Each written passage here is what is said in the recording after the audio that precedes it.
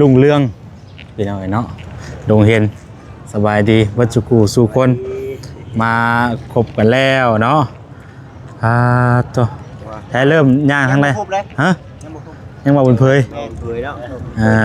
มาบุญคนเห็นทีมงานยังจะมาบุญเพยคนมันเนาะมีสัญญาณของเราบุกเบียดเนาะเอาว่าเอาชี้ไหนโอ้แล้วแนมจะผูกแล้วแนมจะผูกไหน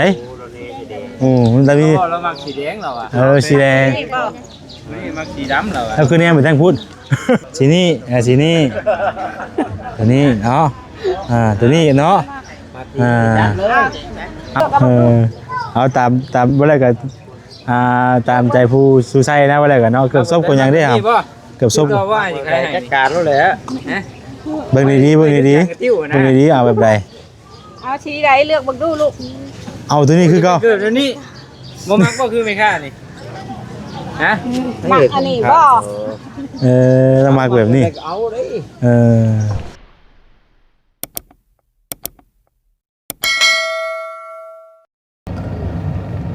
พี่น้องเอ้ยเปิดภาพเปิดคลิปมาเนาะตลาดรุ่งเรือง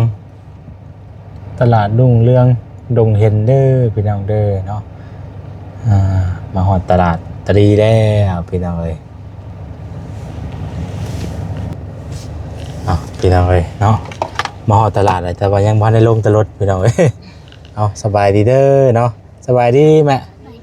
สบายดีมาหอดตลาดแล้วเนาะทางน้องๆเพื่อนเป็นจังไดเมารถอยู่บ่เมาเนาะเก่งบ่เมารถเนาะใช่ไปมาหอดตลาดแล้วก็ทางเฮาก็สิพากันลงไปเลือกเครื่องพี่น้องเนาะจงลงกันก่อนมันแหลดเนาะไปเลือกซูโซนนี่แหละนี่มันก็มีหลายห้านอยู่หรอห้านเครื่องกันไปรอบางคนเนาะไปรอบางคนพี่น้องเอ๋ยเนาะไปเอาพี่น้องเอ๋ยสบายดีเดี๋ยวว่าขอสบายดีเดี๋ยวว่าลืมไปเลยนี่เนาะอีกทีหนึ่งก็ได้เอาพี่น้องเอ๋ยเนาะก่อนอื่นก็ขอบคุณทางไอ้ฮักหลายๆเด้อเนาะที่ฝากเงินมาทางบอแสนเนาะซื้อพาทางน้องๆเพิ่นมาซื้อเครื่องเนาะซื้อเครื่องซื้อของนี่แหละพี่น้องเอ๋ยเอาโชคมาร่ำรวยอยู่ดีไม่แห้งปีใหม่เด้อเนาะความเจ็บจะได้ความไข่ยาสูมีพี่น้องเอ๋ยปราศจากโรคภัยไข้เจ็บทั้งพวงเนาะเดี๋ยวความสุขความเจริญเดินทางไปใส่มาใส่ก็ให้ตลอดปลอดภัยเนาะถ้าโชคดีปีใหม่เนาะทั้งอ้ายเพิ่นกับพี่น้องเอ๋ยทั้งครอบทั้งครัวเลยเนาะไปเลือกเครื่องบัดนี้พี่น้องเอ๋ยมาฮอดตลาดตลาดรุ่งเรืองพี่น้องเนาะดงเห็นสบายดีวัชกูสู่คนมาคบกันแล้วเนาะตัวแท้เริ่มย่างทั้งเลยฮะ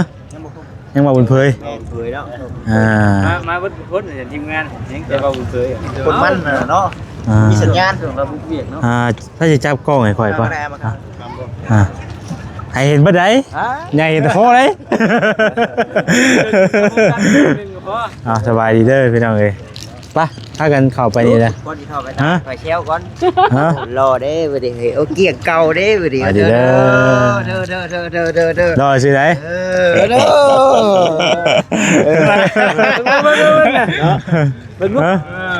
โอ้เห็นคนเงาฉุกได้บ่ได้เอาใจได้ไปโอ้วิ่งล้อไก่กาซีนั่นอยู่บ่ได้แล้วก็ค่อยๆนะเอาชุดล่าชุดหนึ่งก็พอดอกบ่ได้แล้วคนจับได้คนจับได้นี่ถ่ายตากิโลไว้ค่ะกิโลได้อยู่ตัวนี้ได้ป่ะได้จะต้องไปเฮียนจะก้อนยังใส่ได้ตัวนั้นได้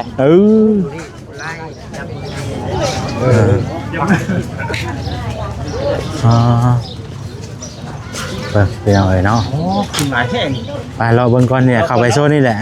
โซนในเลยไปก่อนรอเบิ้งก่อน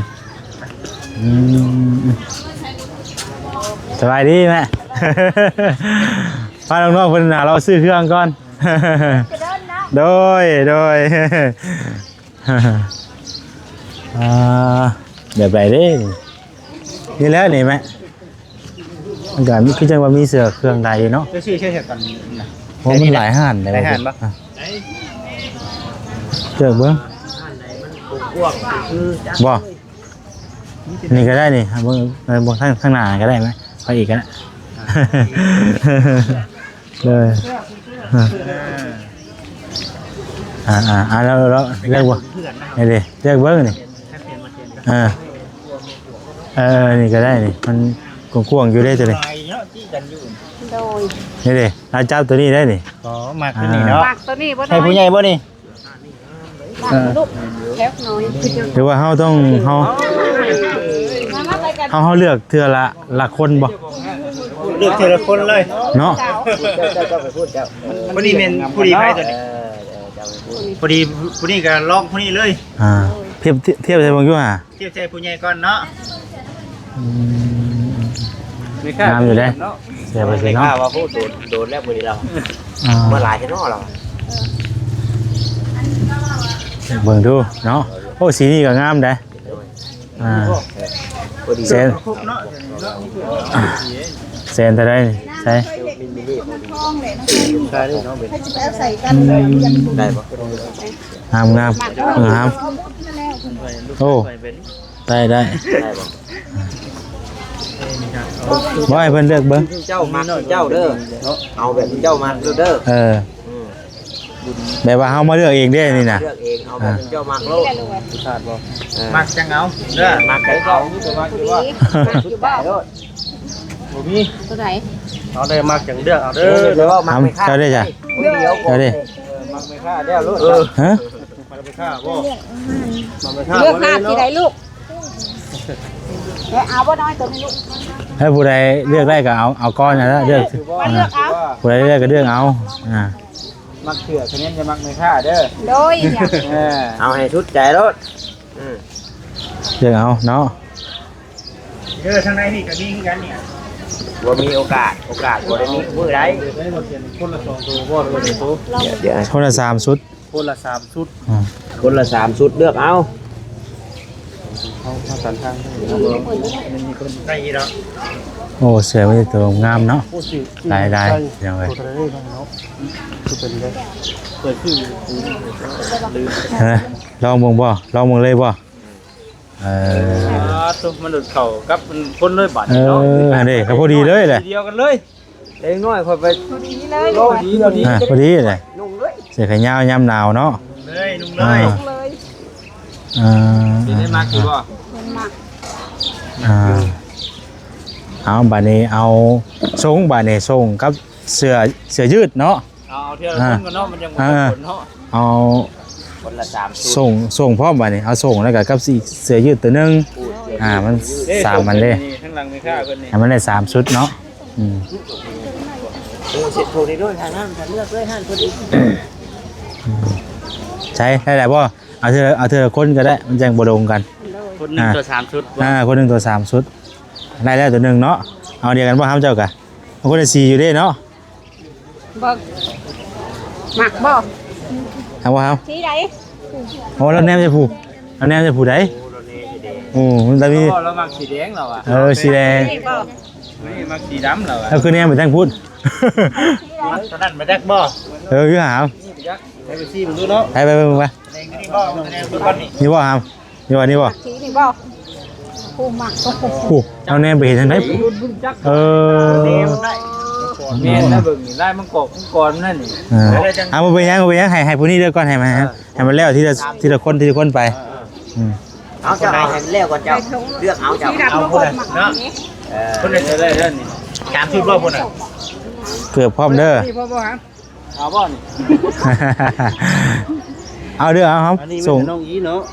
เสื้อนี่ได้เป็นชุดกีฬาเอาชุดกีฬาอีกชุดนึงน่ะเพราะว่านั่นก็บ่ได้ใส่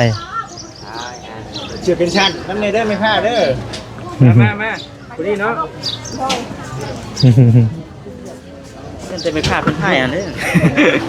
บึ้นอยู่เนาะจะดีป่ะ นี้ไปค่า5นี่ นี่เนาะจบเต็ม5แล้วเยอะๆอย่าโล ถ่ายกับกระป๋อบดีแล้ว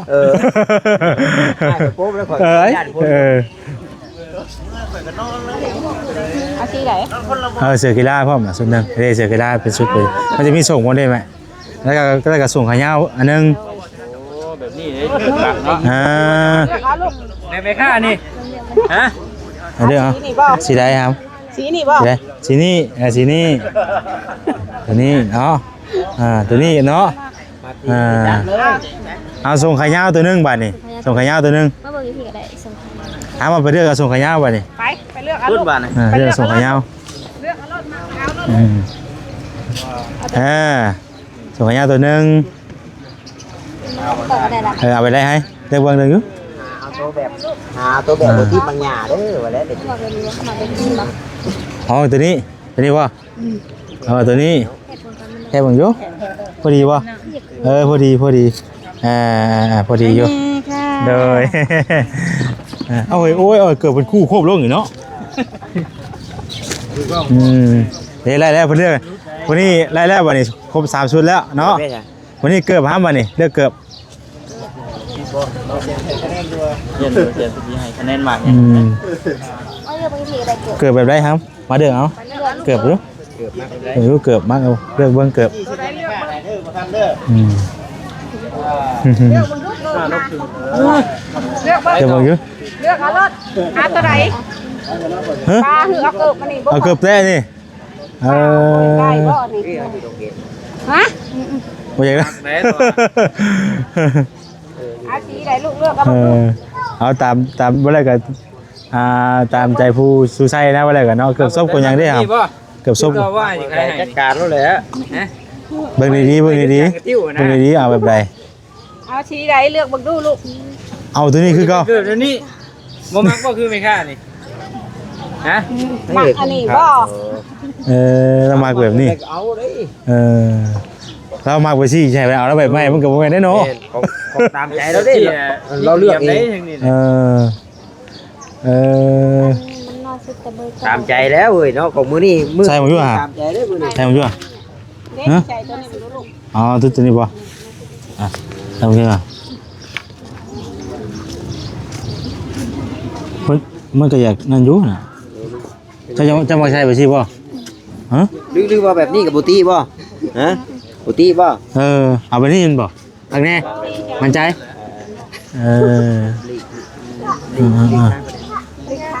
โอเค เราว่าเราเอาแบบซี่ว่าซั่นเนาะ มาเอาโลด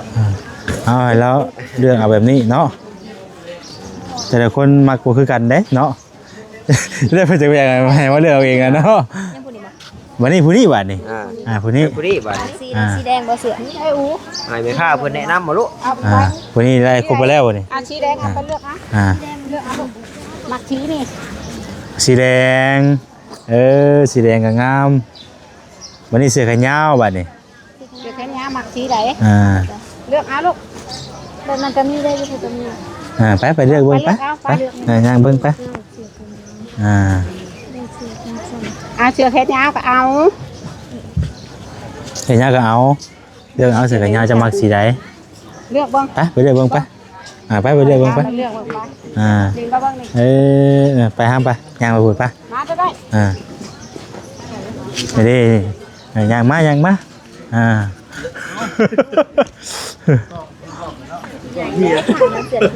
เอาขาหน้าเสือน้อย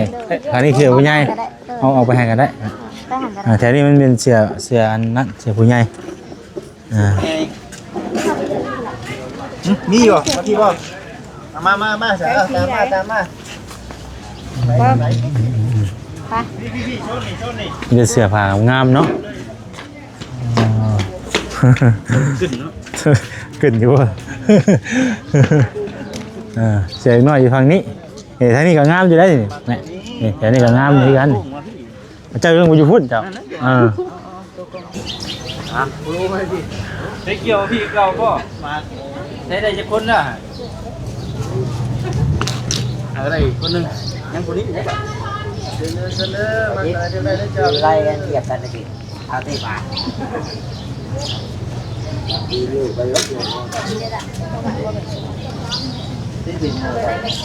งามอยู่เสือตัวนี้กันเนาะ มักผู้หญิงสีนี่ เอาว่าใช่คนนี้บ่ ผู้หญิง เอาน้องอีเอาว่าทำเอาว่าละเ เอาป่ะเอาเพิ่นเด้อเขาว่านั่นกันแต่ว่าเพิ่นมีตัวใดมากก็เอาให้เพิ่นเลย มี2 เสื้อแขนยาว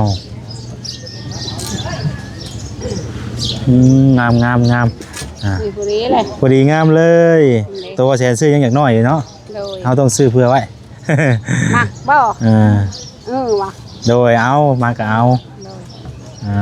เกือบได้เอาไปได้เกือบเรียกบางยุ่นนี่เรียกบางแม่เกือบ ทางนี้อันเกือบผู้หญิง เกือบผู้หญิงเกือบผู้หญิงเอาเรียกเบิ่งละจะมักไปได้วันนี้บ่มักว่าไปสินี่ก็งามเกือบ หาชี้ได้ชี้บังดู เกือบงามได้น้องอี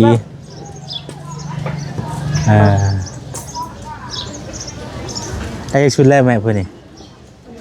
ยังส่งขายาววะนี่ส่งขายาวพาไปเลือกอยู่เพื่อนก็ได้ส่งขายาว ก็เลยเสียเลย ไป เอาเนาะน้องอีเบิ่งอยู่นี่เอาตัวใดเกือบหาเรื่องรู้สิก็งามเลยให้เพิ่นเลือกเดี๋ยวเพิ่นเขาว่าจับก็จังว่าสิเลือกให้เพิ่นอีกแล้วเนาะ วันนี้ฮะแบบทั้งน้องๆเพิ่นบ่ยากเนาะแบบว่าแบบไรก็ได้สินะบอกง่ายๆ ชุบ จะเลือกได้ว่าเกือบจะเลือกอีกแล้วแหละว่ายังเปลี่ยนใจได้อยู่ได้ยังพาได้ออกจากห้านดิ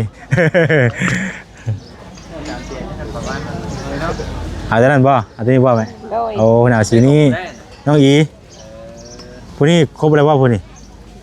ได้แล้วว่าโชคขาสั่น ครบแล้วบ่ส่งคนได้แล้วบ่ ได้เลย เอายินตะเกือบนี่มาเลือกทั้งพี่มันมีเกือบ ไปเลือกบ้าง เออ เลือก น้องอูตัวนี้เอาตัวนี้นี่โอ้ยตัวนี้มันยาวใหญ่เพื่อใดเบอร์น้อยมีบ่ นี่เป็น ตัวน้อยเบอร์น้อยจะมักได้ไปที่บ่ครับ ได้แบบมีประมาณตอนนั้นมีแต่ของผู้ใหญ่ เลือกบ้างลูก เบิ่งมันมีหลายแบบเอาตัวนี้ก็ได้บ่ ลองก่อนบ่ ลองเบิ่งก่อนลองอยู่อ่ะ ชุบบ้าง ลองเบิ่งเอาพอดีแล้วก็จังเป๊ะเลยได้บ่ได้เนาะยังผู้นี้ เสือขยาวก็ยังเอาไปได้บ่ ได้แล้วเพื่อนแล้ว ยัง เสือตัวนึง ได้เสือตัวนึงเนาะงามผู้ไปสิให้งามเสือคัก เริ่มส่งก่อนบ่ ฮะ เริ่มส่งก่อนบ่ และส่วนนี้ครบไปแล้วเนาะ เริ่มครบแล้ว ใช้เล็กน้อย2คนได้บ่ ยังชุนมาบ่รู้นี่บ่ ยังผู้นี้กับผู้นี้บ่ยังน้องอีบัดนี่2คนนี้จังเลือกลำหลังให้น้องอีเลือกพ่อก่อนเรียกส่งก่อน น้องอีก็มีสิทธิ์นำพร้อมบ่ ชิมบ่ลูกชิมบ่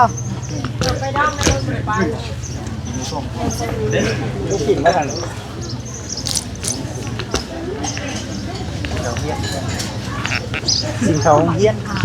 ทำหนักบ่มันไม่มีมันมาเองเ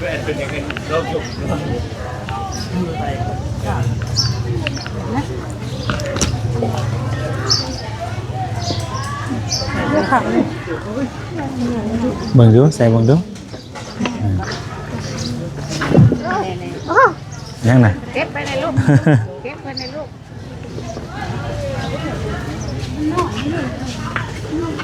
บ้านตัวเล็กเยอะบ้านตุ๊กตัวแพงเอาบ่ว่ะเอาตัวนี้บ่ลูก คิดได้สิเสียตัวนี้ ได้บ่ได้ครบได้บ่เสื้อกีฬาให้เพิ่นเอาได้บ่ ยัง เสื้อแบบว่าใส่ไปสบายนะก็ให้เพิ่นเลือกเอาแม่แบบไรเพิ่นมักไปไรก็อิงตามเพิ่นมัก มักตัวใดลูกมาเลือกเอา กีฬา เอาบ่เสื้อกีฬาแล้วสีก็งามเสื้อเนาะเสื้อมีส่งพร้อม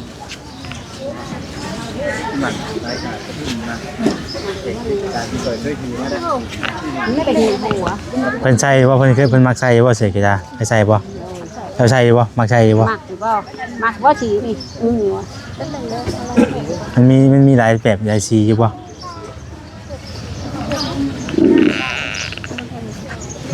ได้อยู่ ได้บ่สีส้มบ่ คนมักสีนี้ อ๋อ ถือว่าคนสุดท้ายแล้วบ่นี่ ยังอยู่เลย ได้แต่คนแล้ว ได้เกลียวอู้สามพอดี สองสาม ยังสองกว่านี่ เอาเสือก่อน ไปเจ้าได้ยินเสียง อืม เอาเสือก่อนบ่เป็นยาวก่อนบ่ แต่เกือบเอาแล้วบ่น้องอีเอาแล้วบ่ เอาเลย อาจจะได้3คนเนาะ3คนยัง2พี่น้องเอ้ยเนาะในไลฟ์เฮาเอาอยู่ห้านเดียวเลยบ่หรือว่าในไลฟ์แม่ โดย ฮะ มันมีครบอยู่นี่ก็จัดอยู่นี่ด้วยแหละจังไง ก็มีครบอยู่เลยเนาะ เขาไปในเขาไปใน อ่า ขามาที่เลย มันก็มีครบว่าจะได้แหละเนาะมีเสื้อผ้าไปมีหลายอยู่ ไปแล้ว น้องอีก็ครบแล้วเนาะ ครบแล้ว กางเกงนี่เนาะเสื้อยาวได้แล้วเนาะ แน่เนาะ แม่ได้แล้ว แน่ก็เป็นแน่แน่เนาะเฮ็ดให้คือคนโต๊ะคนยังก็อยากเฮ็ดของสูงๆแล้วเนาะ โดย นุ่งใส่กัน ตัวนี้ชุดหนึ่ง2ชุดนี่เฮ้ยดี จะเป็นน้ มันต้องเอาอีกชุดหนึ่งบอกว่าจิตไว้ได้ กีฬาคูระคูเสือแขนยาวไปคนคูระคู หรือว่ามันต้องเอาอีกชุดหนึงเนาะมันจึงจะเป็น3ชุดเนาะ แม่ อันนี้มันยัง2ชุดนี่เท่านี้เนาะ เจ้ากระชันกับแขนยาวเรากินนี่ ให้ใส่กระแขนยาวมันนี่ก็แค่ว่าก็เอาชุดอีกชุดหนึงก็ได้เนาะมันจะเป็น3ชุดเอา โดย หรือว่าเอาอีกชุดกีฬาอีกชุดหนึงป่ะเลือกเอาอีกชุดหนึง อะไรลูกเสือคุณ เอาตัวที่ว่านี่ส่งของพ่อไปเสียนะเนาะใส่อีกผู้ละชุดเพราะมันยังมันในส่งเขาเสือมันจะแยกกันต่างหากเลยตัวนี้นะ เลย เห็นปะ ได้ก็เอาละ เอาตัวนี้ว่าเสือลายเป็นหมัก อืม หมักตัวนี้ว่าลูก มักตัวนี้ ดูมันมีหมวกเขาทางไหน เออ เอาสู่กันมาสองคนนี้โดย เอาอีกชุดหนึงเอาอีกคนละชุด ที่คนลูกอ่ะ แน่ผู้ใหญ่ได้ยังบ่ได้บ่แม่ เอาชุดกีฬาแหละครับป่ะเอาชุดกีฬาแหละเพราะมันจะได้ใส่เรื่อยเอาชุดกีฬาให้เพิ่นอีกคนละชุดเด้อเนาะ สุกีฬาคนละ2ชุดแล้วก็เสือแขนยาวคนละชุด แม่น เด้อแม่ค่ะผมอยู่เด้อ เพราะว่าเฮาซื้อมันมีส่งกับเสือไอ้ย่ามันซื้อแยกกันได้กินนี่มันต้องเสือกีฬา2ชุด เมาห้านแล้วดิกัน ผมให้ได้แค่นี้ ต้องแทงเขาคนนี้ อ๋อยืมไม่ได้เฮ้ยลุงไปดงนี่ ได้แค่เนาะผมให้ ไป ผม ดี ให้ สวัสดีเด้อพี่น้องเด้อ พงนักปลาเท่า ยืมแท้ เอาเนาะ คิดบ่ได้เลย ได้เพิ่นบ่เช็ค ข่อยไม่ได้เลยข่อย สบายดีเด้อจ้า สบายดี สบายดี สบายดีเด้อพ่อจับกล้องบ่ได้เด้ จะมาลงบ่เคย นักปลาว่าลูกเป็น อยากได้ห้องมันเดือมันทางเขาได้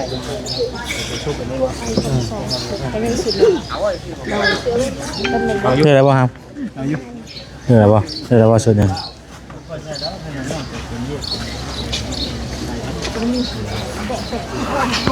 ซื้อดู ขึ้นหลายเนาะ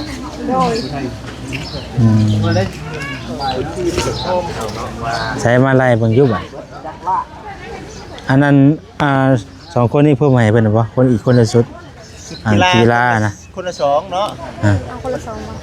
า เพราะว่ากินนี่เขาเอาได้ชุดหนึ่งแต่เอามาเพิ่มผู้ละชุด เลยเป็นหนึ่ง ก้าวพอดี เลือกอาลูก ยัดเลย เลือกผู้ชายน้อย คนก็ได้ สีหนีบ่ เอาตัวนี้ดูได้ มันน้อยเหรอ สุดลายก็มีแต่แบบนี้แหละบ้านเขาใส่มันน้อยมันใส่เนาะ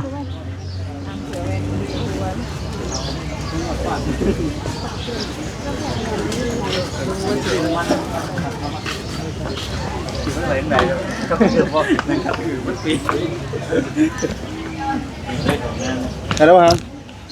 เดี๋ยวได้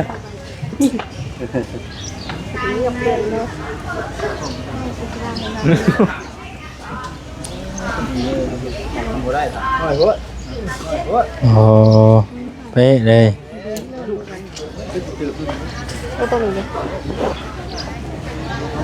เบิ่งดูเลยอันนี้ ไปสิเอาตัวนี้บ่ เอาตัวนั้นบ่ลูกเออ ดีบ่บ่ดีใช่บ่ หมักตัวนี้บ่ลูก จับเด้อ ตัวนี้ต้อง ตัวนี้เด้ สีนี่เด้อตัวนี้บ่ยัง ไอ้ที่จะรู้เลือกเอาลูกเลือกอ่ะ อ๋อตัวนี้ว่างอ๋อตัวนี้ตัวนี้ไม่เอาอะไรวะตัวนี้ ยังผู้ใหญ่ ยังผู้ใหญ่บ่ยังผู้อยู่เพื่อนบ่ได้อยู่นะมันอยู่หน้าโต๊ะ เดี๋ยวเฮาเลือกให้เพิ่นเพราะว่าเดี๋ยวเฮาจะเลือกให้เพิ่นน้ำลางก่อน เดี๋ยวแล้วเนาะ เดี๋ยวเลย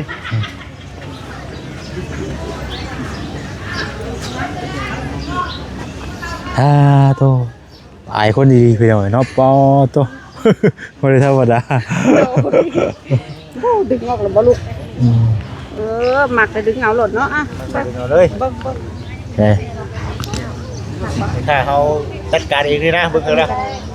ใครได้ไปค่าเด้อ แค่ไหนเด้อติ หลายคน ใช้ยัง ยังจะนี่บ่นี่เนาะยังอีกผู้นี้ชุดหนึงบ่ นี่แล้วก็ใส่ ผู้หญิงบ่อ๋อนี่เอาละมันเด็ด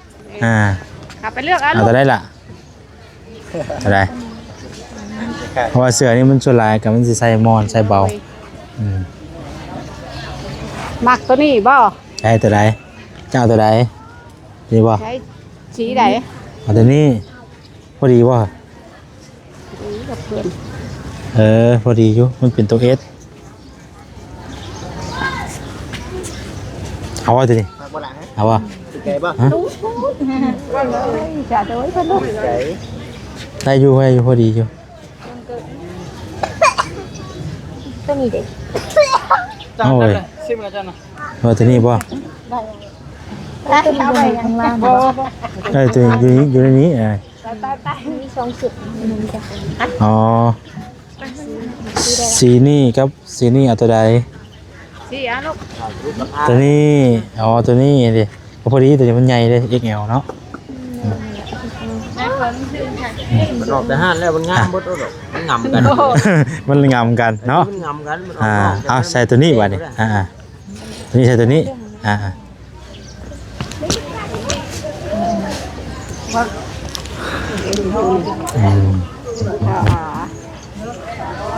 ตัวนี้ของไฟตัวนี้ ของบ่าวตัวนี้เด้ 2 ชุดบ่ อะไรนี่เด้ เต็มที่เลยพวกนี้เต็ม ใช่เพิ่นเยอะ ผู้นี้ได้แม่ได้แล้ว ใจ เด้ลูกจับไปสองเลยเด้ มันบ่ ได้จะเลือกเอาเลย เลยเป็นคนบ่ ยัง ยังกี่คนบัดนี้ แยกก่อน ได้แม่ถ้ายังทันได้เด้อคุณ เพราะมีค่าเคลียร์ให้ด้วยบัดนี้แบบบ่ต้องเลือกนะ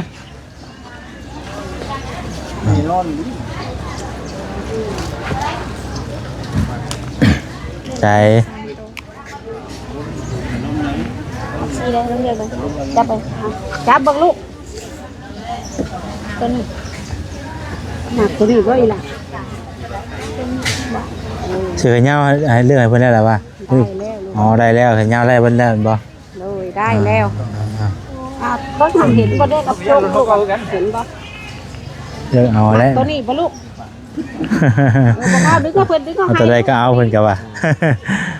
เอาไรเฮ้ยไปฮอดบอดมาเลยเนาะ โอ้พวกนี้เอาตา คอยจองแล้ว แสนเก้าโอ้ เห็นได้เสือเล็กน้อยก็ซ้ำกับเสือผู้ใหญ่เนาะ200,000ซะ 10,000นึง เนาะ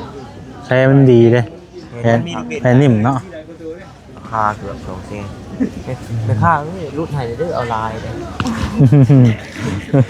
ใช้ครบแล้วบ่แค่ไรบางอยู่พวกนี้ เป็นหนึ่งเลย เช่นหนึ่งเด้อตัวนี้ครบแล้วเนาะอันว่าทั้งน้องๆพวกนี้ครบแล้วว่าแม่ ครบแล้ว อันนี้2คนนี้ไอ้เนี่ยได้ผู้ละ3นะบ่ โอ้ยเด้ค่ะ ได้ผู้ละ3ชุดได้แล้วว่านี่ได้แล้วบ่ เพิ่นผู้จับ เมื่อคนรู้จัก นี่ชุดลายนี่นี่ ใช่เอา อ๋อชุดลายนี่บ่ โดย อ๋อ อันนี้ วันนี้เกิดวันนี้เลือกเกิดให้เพิ่นบัดนี้ โ ยังบ่ทันมีเกือบได้เกือบ2เนาะ2คนเกือบไปบ่ได้เกือบไป เอาตัวใดลูก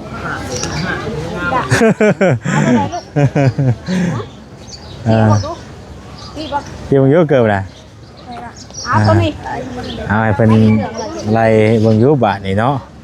มันจะเกิดอีกก่อนว่า มาไล่เกือบ เอาก็ไล่ตัวมีเกิบก่อนก็ได้อ่า มีบอกของเขียว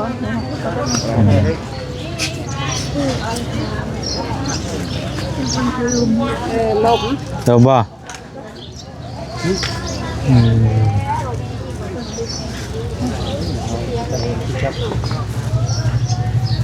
ืมน้ำเนาะตรงนี้กันเนาะเอาก็ดี ตรงอย่างนั้นเนาะ ตัวบ่เอาไปแน่นบ่ เพิ่นเอาอันนี้อายุก่อน เอาเสื้อเอาสีคือเสื้อเลย เพิ่นสิเอา มาพอดีได้จ้ะ เวลาเอาเท่าใดลูกบ่น้อย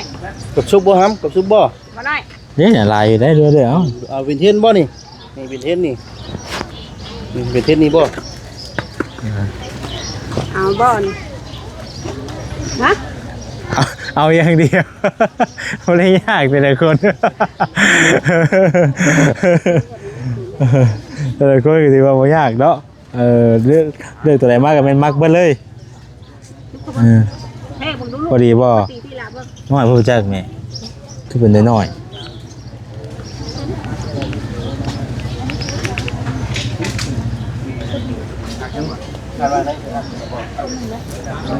ยแบบ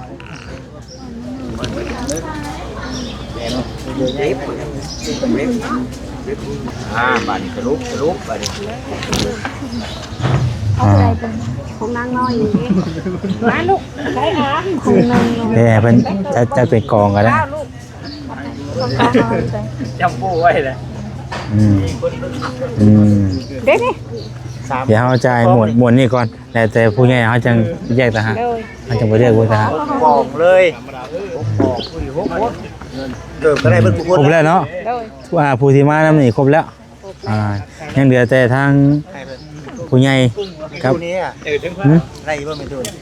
กะได้อยู่เดี๋ยวเขาจ่ายเงินแต่ก็จังไปยังรอบอีกเนาะแต่ก็ยังรอบอีกบรรลัยบนก้อน เกิด3 โอ้คนมาแบบนี้เกิดเนาะ ทำมากไปนะ จังได้ไปหาคุดตะปูได้สะดวกเนาะ จะได้จะหาตอนนี้แสน3มาไปแสน3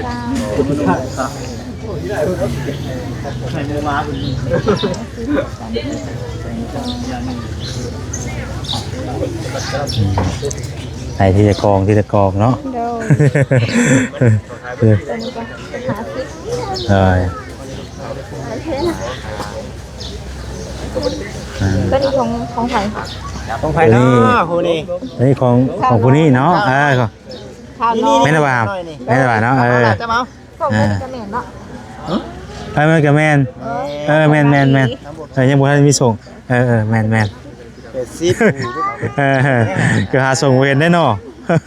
ได้ หามายืนอยู่พี่เจ้ามายืนอยู่พี่ ผู้ใดได้ออกก็นั้นเท่าน้อยได้แล้ว โอเคถือไว้เด้อถือไว้ ได้ออกไปยืนอยู่นอกค่ะอูว่าวันนี้ ถ้าโอ้ย โอ้เกิดผู้น้อยนี่ยังบ่ได้สิมีเด้อ ได้แล้วผม โอ้ ใส่เลยทำอะไรก็ใส่เลยบ่ โอ้แล้วก่อนเป็นไรก่อนเถอะ คนไรก่อนบ่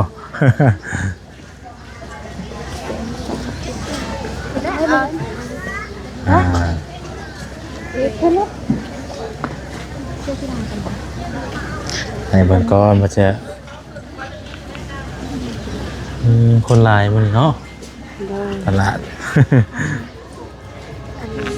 รองเท้าอู ใช่ผู้เสื้อสีเขียว มาเลย ข้าวอู มาม เอาผู้เดียวไป โอเคได้ออกไปยืนอยู่ใกล้ๆกันเด้อ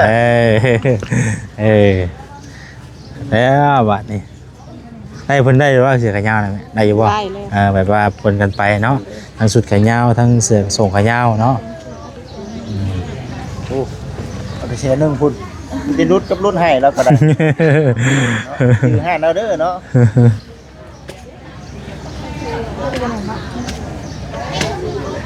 เป็นจะหาเรียบแล้ว เสื้องามเลยอ่าอ่า นั่งกับบ่ายเกี่ยวไปเกี่ยวมาบ่ายจังซี่ ได้ปะน้องนี่น้องอี หาเป็นลูกที่เอา โอ้โตเต็มทงเลยเนาะคากะลีนี่ ไปเตรียมท่องมาเลยเขากินกันซะ เดี๋ยวจีจะเช่าผู้ใครกะ มาได้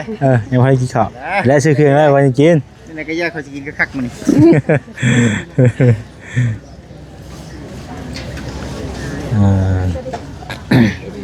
ินแล้วก็ฝากเขาว่าจะไปกินได้เนาะ ฮะ ไปเพิ่นได้กินกัน อะไร จะมาหลังหมูเนาะ หลังขึ้นว่า จะ จะ มา กิน จะมาลอยแล้วไปแจ็คเนาะ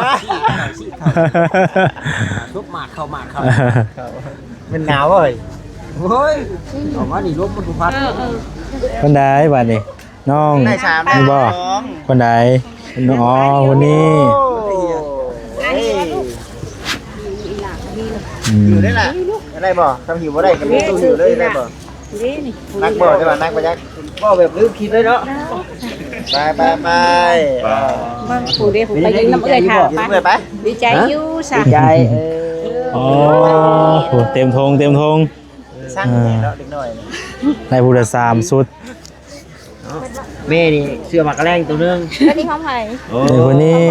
โดย กล้องน้ำเด้อจักตัว ฮึบตัวเลขที่ออกว่าจิตบาทนี่ ฮึบเท่าไหร่มีค่ะ 1,610,000 โอ้ ล้าน6แสน พัดเพิ่นรุดให้ กำไรแล้วพอแล้วน้ำลายแล้ว รู้แล้วบ่ น้ำลายแล้วเบิ่งกันเลย เอาแต่1,600,000 อันน่ะงามแล้วก็ใจงามนำ เออ คือได้วันนั้นคุณอาจจะเวชื่อช่วยแล้วคือเก่าไหน 1 ล้าน เป็นห้านประจำเลยบัดนี้ 6 แสน ยังผู้ใหญ่ ผู้ใหญ่เนาะ เด้อ ยังผู้ใหญ่ บ่มักเพิ่นนี่ก็เกลียดที่หยังคั่นแน่เบิ่งนี่เนาะ ใช่บ่เสีย งามเบิดทุกคนเนาะคือแกเบิดทุกคน เดี๋ยวจะจ่ายตัวนี้ก่อน จะบ่ลงนะ ทุกคนน่ะ 1 2 3 4 5 6 7 8 9 10 ผม ใจเพิ่นครับเด้อ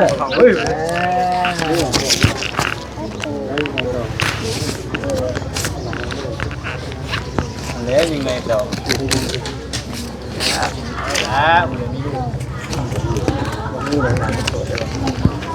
1 2 3 4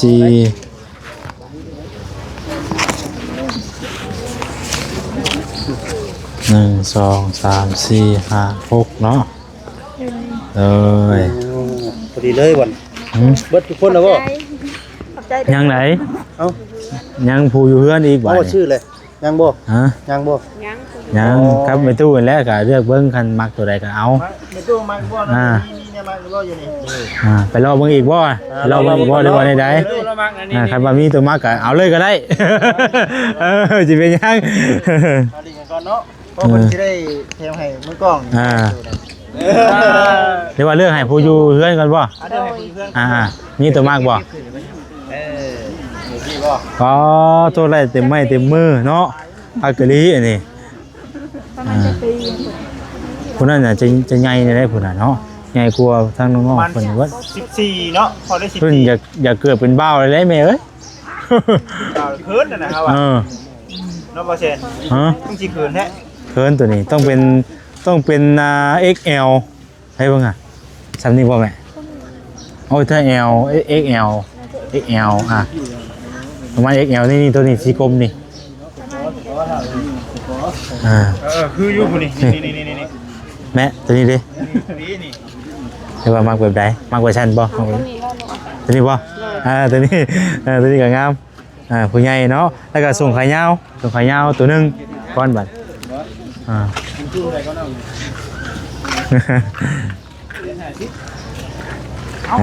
ได้ตัวหนึงนี่บาดนี้ส่งขายาวบาดนี้แม่ส่งขายาวให้เพิ่นตัวหนึง ถามราคาลึก อันเนี้ย ลึก เอาแบบ เอาแบบนี้ก็ได้นี่เลยเพิ่นส่งแบบนี้ส่งยีนทุกอย่างที่ก็ได้ลายอยู่เนาะเครื่องในห้านเพิ่นก็มีครบหมดทุกอย่างนั่นแหละ ก็จอยบ่จอยบ่จอยก็จอยบ่จอยก็ตายท่านบ่จอยไปได้เลยบึกสเปะได้อยู่ พูดถ้าเป็ดจำกันกับเฮาพุ่นเนาะน้องเราน้อยกว่าเฮานะแม่จะยาสวย โอ้ตัวนี้บ่ ตัวนี้คือยุ่งอย่างจิ๋วๆนี่ ส่งยีนให้เพิ่นตัวหนึงยาวตัวหนึง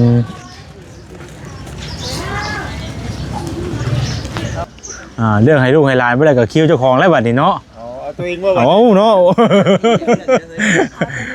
ครบจบที่เดียวเลยพี่น้องเนาะบ่ได้ไปได้ห้านเด้ จังบ่อ๋อ เลยคือรถเนาะ มีหลายสีแต่แบบไปรุ่นได้บ่แม่ เอ้าเนอะบ่ผู้เพิ่นเลือกเพิ่นก็ต้องเลือกให้มันเข้ากับเฮาเองได้แต่ใส่ไปคือไปรุ่นนี่บ่คือบ่แม่ค่ะ ก็คือกันเนาะ คือเลยเนาะ งามด้วยเอาตัวใดเรียกมึงเด้อบัด ที่นี่ก็งามลูกผู้หญิง มันจะอุ่นเนาะเสื้อไปเนาะผ้าไป เป็นผาแลนด์ ตัวนี้แล้ว โดย มากรถได้เนาะ อ่า สินเนาะแม่นบ่ เป็นสินเป็นหยังกะเลือกเบิ่งเสื้อแขนยาวก็เลยอิงตามแม่มักแบบใดหรือว่าอยากได้แบบจัก2โตบ่หรือว่าก็อิงตามเฮาแล้วเนาะสิมักแบบใดใส่แบบใดแม่บ่เช่นกูก็ปอดอยู่ ถ้าก็ไล่ว่าจะคนเลยเนาะมึงดูแม่มาเดี๋ยวมึงดู เกือบได้แม่ เสื้อบ่สิได้เสื้อให้สั้นๆให้ยังบ่สิได้เสื้อเฮาใส่ธรรมดาเฮานะได้จักร้อยแล้วเดี๋ยว ใส่เด่นให้ยังนั่นเนาะ แม่นแล้วคือตัวนั้น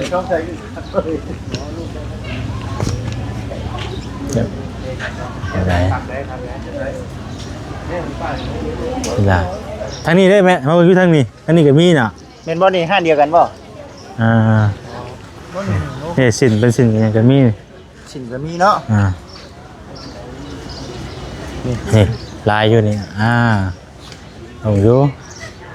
โอ้คือตัวใด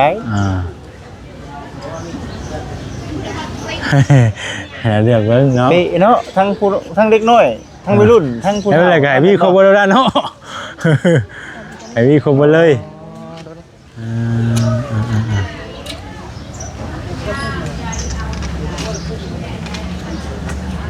ถามบ่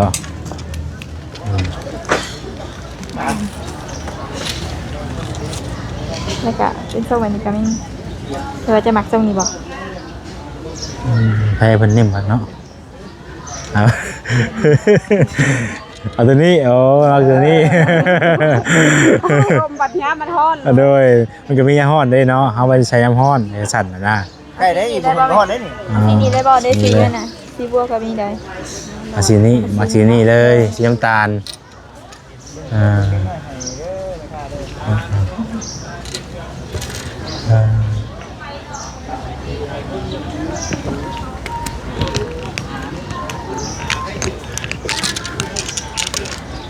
เอายังเพิ่มอีกบาทนี่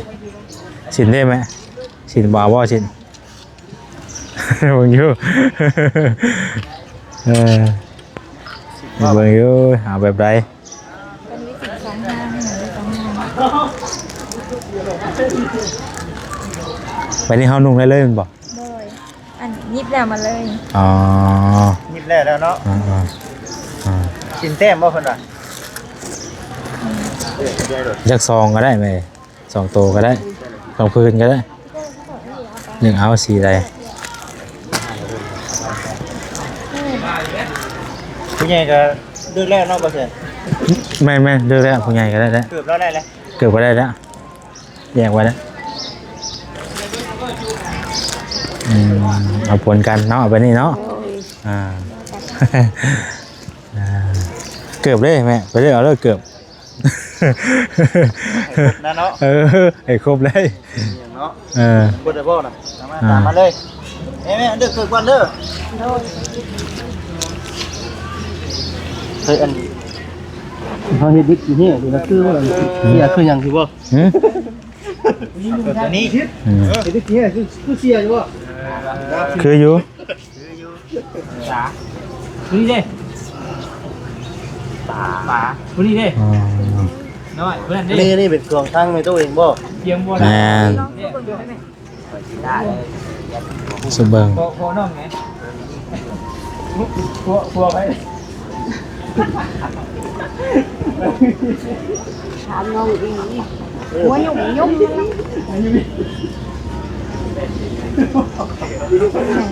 จะลองชอบเบิ่งกันทันทีมันน้อยคนละ50เอาเบิ่งให้ ไปเรื่องมัน คำว่ามันบ่ลมนี่มาคืนได้เนาะเปลี่ยนได้เนาะ มาพูดว่า ใช่ยังน้อย น้อยอยู่เลย วัด40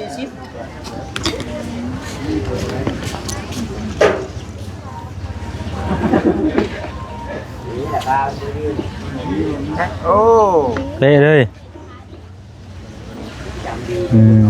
ตัวนี้เนาะ ได้เลยดูว่าได้บ่ได้ สบายดี ไหนแล้วครบแล้วบัดนี้เอาถึงเงินอีกรอบที่2บัดนี้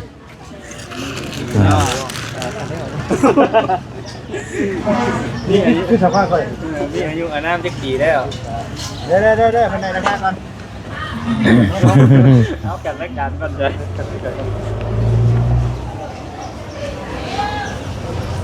ใช้เมตู้ได้หรือเปล่า ได้แล้ว ได้แล้วครบแล้วบัดนี้ กินกับเชื่อลูก กิน เอ้ กับ ย เชื่อ โดย ในเพิ่นแล้ว เอิบ มันทุกใจมันบ่ โดย อย่าเคี่ยวหมากเด้อ โอ้ยลูกไอ้หายาขมากนี่พูดลูก เอามาทุกใจเลยเนาะ มากขึ้นใจเลยลูก เรามาพาเลขก็ เลย โอ้ยลูกป้าอันนี้หันป้าหากบหากินแม่ก็ยังได้ลบมาลูกก็ลืมห่อข้าวกับไข่นี่ลูกก็พออดได้ เลิกอย่างอื่นเลิกได้เนาะแต่ว่าเลิกกับหมากเลิกบ่ได้ เลิกบ่ได้ลูก คือกันผู้เฒ่านี่เนาะ โดย ลืมเข้ามานี่ลืม ลืมบ่ได้เลยลูกลืมข้าวยังได้แน่ลูก หัวป้าหัวพูดยักษ์ กับหมากกับผัวได้เถอะตุ๊ โอ้ขมากนี่ป้าบ่ได้แล้วลูกก็ช่วยให้ป้าได้อยู่ลูกก็ เราได้ยินเด้อ ป้าผัวป้าได้แต่ป้ากับหมากบ่ได้ ป้าบ่ได้ลูก เด็ดยังไงผมดูได้ยินนี่แหละ เดี๋ยวก็ยินเอา ว่านี่บ่แต่ทีมงานเฮาชื่อนี้ไม่รู้ดอกเนาะเด้ฮู้ฮู้ เนาะเพื่อดีกับพุ่นเนาะ ชายมูทอกเลยเด้ชายมูทอก เป็นบ่ได้ยินหรอกเนาะ บ่ได้ซื้อไว้บ่มื้อนี้ฮะเขามาเขายังก็ไปมาก็ซื้อไว้ซื้อหมากซื้อหยังแล้วไว้ อันนี้ของมีตู้บ่นี่ ในตู้ตัวนี้ ได้แล้วเนาะ ว่าบัดนี้ข้างนอกบ่ได้ นั่ นะ นผู้ชายนั่นบัดนี้ อันนี้ผู้อยู่เพื่อนนี่เนาะ ผู้เรือนนี่นี่2ชุดนี่ ด้วย ตัวนี้ครับเสื้อแขนยาวนี่นี่ก็ชุดนึงนี่ งาน เฮ้ย น้อย สามชุด มีตู้บ่ นี่ก็ เกือบนี่ก็แม่นบ่ เกือบนี่ก็แม่น บ่ มีแต่แม่ได้ไปตลอดตลาด บ่ใหญ่บ่ใหญ่ นี่กับตีน ตีแล้วใหญ่ได้บ่เวียดบ่เห็นแล้ว ขนาดบ่ต้าบ่หูดได้แต่บ่น้องคุณเอานี่ป้อ มีแต่คุยใหญ่ไว้เลยเนาะ เพื่อไว้เด้ เผื่อไว้เอาบ่ บ่ใหญ่บ่ใหญ่ เกือบ พอดี เกือบแปดก็มีแต่แม่ เพราะว่าตัวข่อยซื้อไว้บ่ได้ยังอย่าฮัดได้มื้อน่ะ เพื่อไว้ ช ปี ง หน้า เชือก็มีแต่แม่ ที่หน้าเขาเจ้าก็ใหญ่แล้ว เป็นนักมวยแบบนักเตะนี่พอเอง มันใหญ่บ่ โตเต็ม มาทางใหญ่ พบไปป้า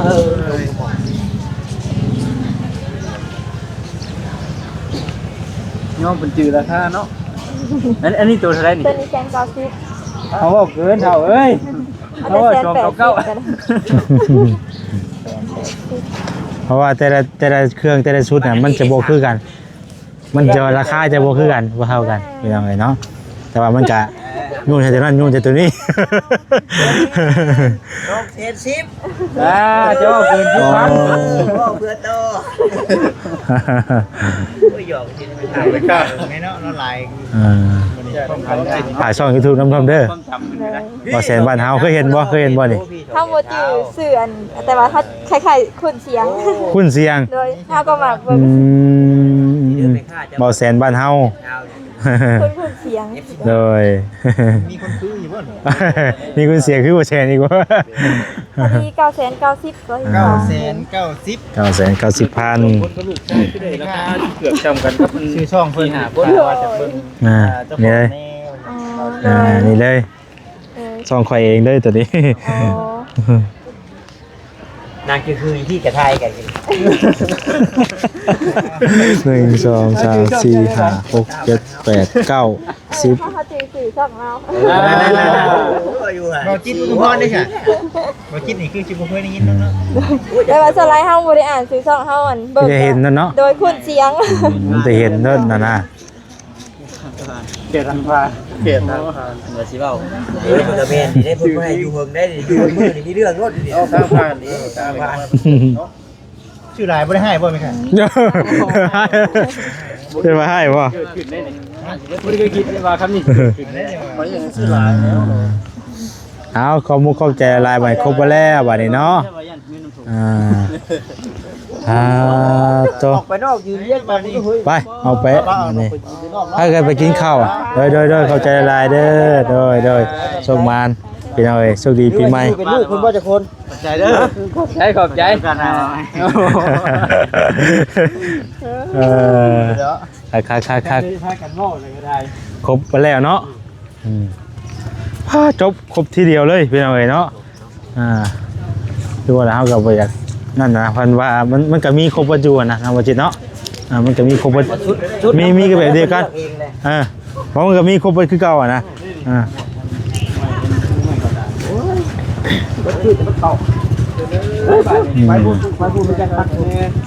ว่าสิให้ทางทีมงานเลือกซอยบัดทั้งน้องๆเพิ่นจัดแจงเลือกเองหมดเลยเนาะ เงินแล้วเจ้าหา นี่มายืนพี่ก่อนแม่มายืนพี่ก่อนถ่ายรูป เป็นสามารถพี่แหละ มายืนมาไหม ยับไปเจอโดนเขาจิต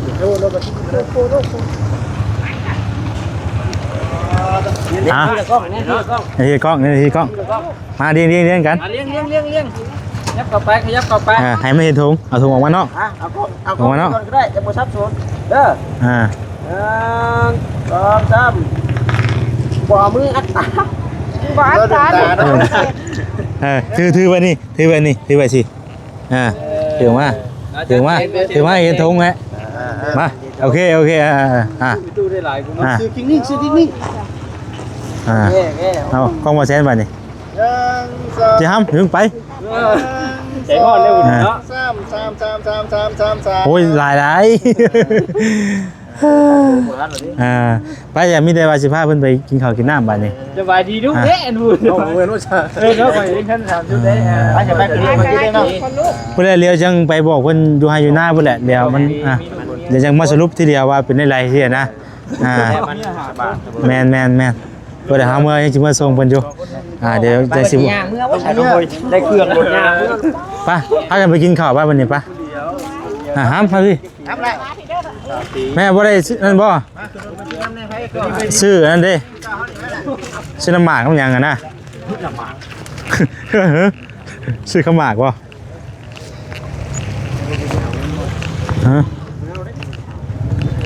ถามว่าให้บ่ใช้บ่จิตเดี๋ยวสิเอาเงินให้แม่เพิ่น200,000แม่สิซื้อหยังก็ซื้อเด้อให้ตลาดนี่แหละเด้อเดี๋ยวทางน้องๆให้เพิ่นอยู่ในรถถาก็ได้แม่ไปซื้อเครื่องให้ต่างหากก็ได้แต่ว่าจะซื้อเครื่องหยังแนวเพิ่นอยากได้สินะ เอาดูแล้วเจ้านั่นพี่เสียดกูไปขึ้นรถไป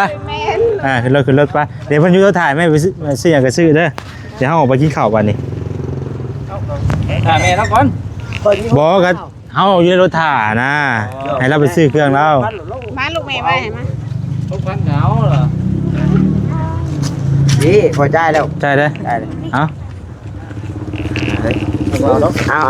จะทอดเจ้า ทอนบ่นี่ ทึ่งเลย มันบ่ปิววะเฮาป้านี่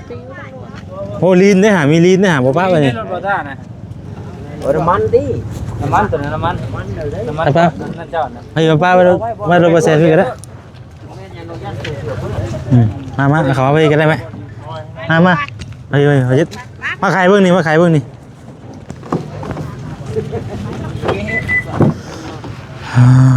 ต่อได้เต็มเลยเนาะเอา ไป ค่ะไปลูก ขึ้นไปนั่งเลยฮึบ นั่งทาแม่ นั่งถ่ายแม่เด้ออย่าว่าแม่เพิ่นมีแนวอยากได้ต่างหากก็ซื้อเอา ไปลูก เดี๋ยวสิพานั่งเลยกัน นั่ง มาเลยพาไปกินข้าวก่อนอย่างเมื่อน้องๆเพิ่นนั่งคือเพิ่นเนาะ ไปละขึ้นทาม เมื่อเบิ่งเด้อเมื่อแล้วก็เลือกเบิ่งว่าชื่อเอาเด้อของไผเด้อ โดย ไปเด้อเด้อตีนเด้อไปขับไปในรถถ่ายปะเอาพี่น้องเนาะ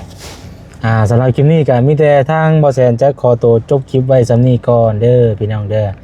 ติดตามบัดผู้ใดสิพาเพิ่นไปกินข้าวเนาะสิพาเพิ่นไปกินข้าวแล้วก็เมื่อส่งเพิ่นอยู่เฮือนพี่น้องเอ้ยแล้วก็ชุดนี่ก็ถือว่าครบเป็นที่เรียบร้อยแล้วเนาะแล้วก็จังพุ่นแหละมอดส่งฮอดหม่องฮอดบอลเพิ่นสิให้เพิ่นขอบคุณผู้รักผู้ใหญ่เนาะที่ว่าเพิ่นซื้อเครื่องซื้อของให้ในมื้อนี้พี่น้องเอ้ยเนาะเดี๋ยวจะพาเพิ่นไปกินข้าวก่อนพี่น้องเอ้ยเอาขอบคุณทั้งผู้รักผู้ใหญ่หลายๆเด้อพี่น้องเด้อสำหรับคลิปนี้ลาไปก่อนแล้วอยู่ดีมีแฮงเบิดสุขสุขคนสบายดี